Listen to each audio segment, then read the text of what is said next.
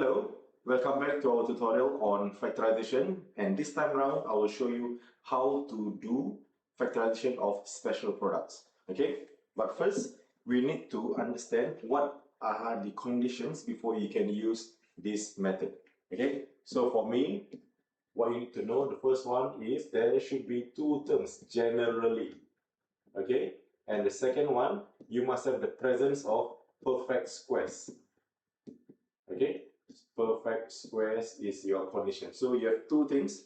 You must have two terms and perfect squares. These are general guidelines. You may get tougher questions where there are three terms, but you can still use special products factorization. Okay, you don't have perfect squares, but you can still use, or you must use common factors. You must also use special products factorization. All right. So let's see these two examples and you will understand what I'm talking about for this. So we look at the part A. The expression is 4x squared minus 49y squared. So as we inspect, there are indeed two terms, 4x squared minus 49y squared, and the terms, the individual terms are perfect squares. This is a perfect square and this itself is a perfect square. So it's perfect for us to use special products factorization. So how do we do this? I'm going to explain to you fully, and later on when you have mastered this method, you can do it much quicker. All right.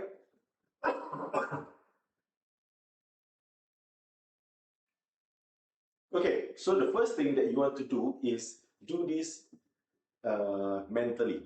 Find the square root of 4x squared and 49y squared, but you do it mentally. Okay, so the square root of 4x squared is 2x. So you put a 2x here, but with a square. Okay, and minus this one is 7y. So put in a bracket with a square, because you can see if you were to square this 2x, you will get back your 4x squared.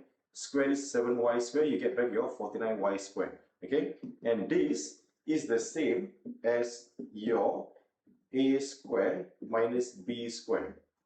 Right? This is your a squared minus b squared, your algebraic identities, and it comes from a plus b and a minus b. Get it? Okay. So what did we learn in this expansion? If I were to expand this, this is what I get. This is when I expand. Therefore, if I were to factorize, if I factorize my a squared minus b squared, I will get back my a plus b, a minus b. Okay? So it means for me to get the answer for this factorization is basically it is equals to 2x minus 7y and 2x plus 7y. Okay, you might be asking me, where do I put the plus and minus inside the expression? It doesn't matter where you put them, as long as one is plus and one is minus. Okay, meaning you can put here plus and here is minus, also can. It doesn't matter. All right. So this is the full explanation how this special products comes about. And let's go to example B, and we will do it much faster. All right. So we have 12m squared minus 27n squared. And there are two terms, but if you look closer, these numbers, 12 and 27, are not perfect squares. So we have a problem here. Okay, we cannot find, they are not perfect squares. So even if you find the square root, you will not get a square number. You will not get an integer. Okay, so what are we going to do? So if we look even closer, you realize that 12 and 27 has a common factor of 3. So we factorize 3 by extracting a common factor first, which we have learned in the previous video. So we have 3 bracket 4m squared minus 9n squared. So this is our first step, these common factors. We take out the common factors in this expression. Now you look in this bracket, this expression, 4m squared minus 9n squared. And There you go. These numbers are perfect squares. 4 and 9 are perfect squares, right?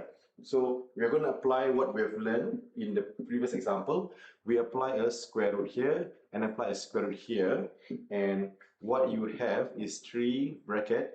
This is 2m square minus 3n squared. Let me put this square bracket. Okay.